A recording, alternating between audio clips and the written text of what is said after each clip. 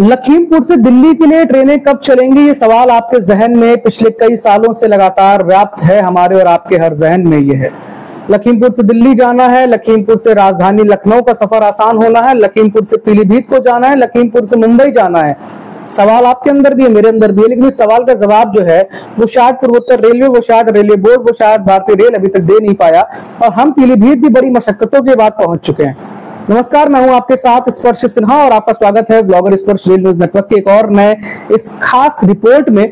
और आज एक डीप एनालिसिस करते हैं अपने पीलीभीत ऐशबाग रेल प्रखंड की, कि जिस तरीके से आपने देखा कई खंडों में इस रेल प्रखंड का ब्रॉडगेज परिवर्तन होता है। ब्रॉडगेज परिवर्तन के बाद में रेल इलेक्ट्रिफिकेशन में तमाम मशक्कतों का सामना करने के बाद रेल इलेक्ट्रिफिकेशन पूरा होता है। लंबा अरसा माला इंतजार हुआ, उसके बाद फिर जाके कहीं हम पीलीभीत पहुंच पाए हैं। और अब जब मैं ये वीडियो कर रहा हूं, लगभग 1 महीने से ज्यादा का समय बीत चुका है। पीलीभीत तक रेल लाइन पूरी तरीके से ओके हुए और खुले हुए और दैनिक ट्रेनें चल भी रही हैं। इसके बावजूद इस रेल प्रखंड की रेल संचालन शुरू होने से पहले और उसके बाद भी जो सबसे प्रबल मांग, सबसे ज्यादा इस चीज को लेकर जो धरना दिया गया, विरोध किया गया, वो था कि दिल्ली की ट्रेन आखिरकार ऐशबाग पीलीभीत रेल प्रखंड पर कब मिलेगी और कोई ऐसी गाड़ी, खास करके हम बात करें सीतापुर से लखीमपुर होते हुए, मैलानी होते हुए आपके पीलीभीत के रास्ते दिल्ली का सफर हमें तय कराएगी और हम देश की राजधानी पहुंच पाएंगे, हमारा सफर आसान होगा। ये सवाल आपके जहन में भी है, मगर इस सवाल का जवाब, जैसा कि मैंने शुरुआत में ही कहा वीडियो की, कि पूर्वोत्तर रेलवे कहीं ना कहीं देने में असमर्थ साबित हो रहा है। ये वीडियो, मुझे उम्मीद है ये वीडियो हमारे तमाम वरिष्ठ अधिकारी जरूर देख रहे होंगे और जब ये वीडियो उनके पास पहुंचेगी, देखिए जहां पर अच्छाइयां होती हैं वहां पर हम अच्छाइयों को बताने में अपना पीछे कदम नहीं रखते हैं, हमें कोई गुरेज नहीं है। मगर जब कुछ गलतियां होती हैं, जब कुछ कमियां होती हैं, कुछ खामियां होती हैं, खामियों को भी हमें दिखाना जरूर से हमारा फर्ज बन जाता है। अभी हाल ही में ही दिल्ली से, आनंद विहार से राधिकापुर, जो पश्चिम बंगाल के बॉर्डर पर है, वहां उसके लिए राधिकापुर आनंद विहार एक ट्रेन चलाई गई। मान लीजिए वीकली उसको चलाया गया है और वो गाड़ी जो है दोस्तों, वो गाड़ी वाया सीतापुर, यानी कि गोरखपुर से अगर हम बात करते हैं तो गोरखपुर से बुड़वल, गोंडा बुड़वल होते हुए सीतापुर, फिर सीतापुर से शाहजहांपुर चंदौसी के रास्ते वो आनंद विहार तक जाती है।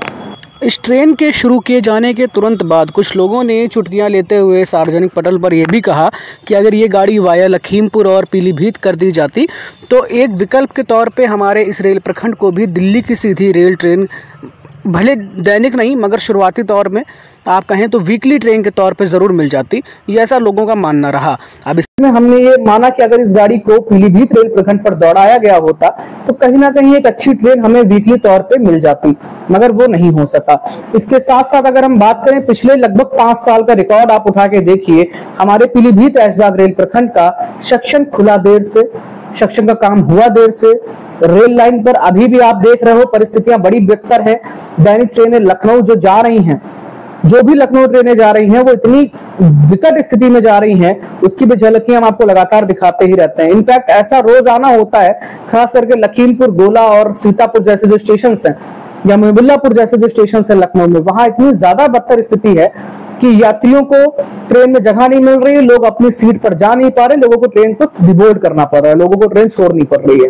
अब ऐसी कंडीशन में आप सोचिए, लोग आज ये सवाल क्यों खड़ा हो जाता है कि मीटर गेज ही हमारे लिए सही था, अरबों खरबों का प्रोजेक्ट जो ब्रॉडगेज के तौर पर हमें मिला, उससे तो कहीं ना कहीं कोई दैनिक यात्री को नुकसान ही है। फायदा नफा नुकसान आपके सामने है दोस्तों। निसंदेह बहुत लंबा समय इंतजार किया गया और उसके बाद जाकर कहीं हमारा रेल प्रखंड खुला है। इस वीडियो का मकसद ही यही है कि हम इस बात को आगे ले जाएं कि आखिरकार अब भैया दिल्ली की ट्रेन तो हमें बहुत ज़रूरी टॉप प्रायोरिटी के तौर पे दिल्ली की गाड़ी जो है वो दी जाए। आप जिस तरीके से देख रहे हैं, अभी नवरात्र बीत गए, कायदे से अगर देखा जाए तो लोगों का ये कहना रहा कि टनकपुर से सीधी पूर्णागिरि धाम को जोड़ने के लिए एक गाड़ी वाया पीलीभीत और लखीमपुर के रास्ते लखनऊ दे दी गई होती। टनकपुर लखनऊ एक इंटरसिटी तौर पे ट्रेन दे देते तो उससे क्या होता, नवरात्र में भी लोगों को फ़ायदा होता और इसके साथ साथ आने वाले समय में, यानी कि आजकल जब नवरात्र नहीं भी है, तब भी लोग जिन्हें पूर्णागिरि धाम जाना है या जिन्हें एक इंटरसिटी ट्रेन चाहिए लखनऊ के लिए, उन्हें एक अच्छा फ़ायदा मिल जाता। लोगों ने ऐसा भी तंज कसा। इसके साथ साथ अगर हम बात करें तो कुछ लोगों का ये भी कहना रहा कि आप देखो लखनऊ पीलीभीत रेल प्रखंड पे सिर्फ एक सेट ट्रेन है, उसके अलावा ट्रेन नहीं है डायरेक्टली। अगर हम कनेक्टिंग ट्रेन की बात कर लें तो ऐसे में अगर गाड़ियाँ कुछ और आ जाती हैं तो जाहिर तौर पे निसंदेह फ़ायदा होने ही वाला है। गोरखपुर मैलानी एक्सप्रेस का विस्तार पीलीभीत होना है या नहीं होना है, वो भी मामला अभी तक अटका ही पड़ा है। तो ये तमाम चीज़ें हैं दोस्तों। अब हम आने वाली वीडियोज़ में और भी इन विषयों पर डिस्कस करेंगे, मगर इस वीडियो में फ़िलहाल हमने आपसे चर्चा की कि किस तरह की परिस्थिति फ़िलहाल बनी हुई है सीतापुर मैलानी, खासकर सीतापुर मैलानी पीलीभीत रेल प्रखंड पर, और उम्मीद करते हैं कि जल्द ही पूर्वोत्तर रेलवे इस मामले पर संज्ञान लेते हुए सुनिश्चित कार्रवाई करेगा और जाहिर तौर पे जो समुचित ट्रेनों की संख्या है वो इस रेल प्रखंड पर समुचित ढंग से समुचित समय सारणी के अनुसार बढ़ाई जाएगी। आप देखते रहिए व्लॉगर स्पर्श रेल न्यूज़ नेटवर्क। हम मिलते हैं आपको अगली वीडियो में बहुत जल्द। नमस्कार। अब इस तरीके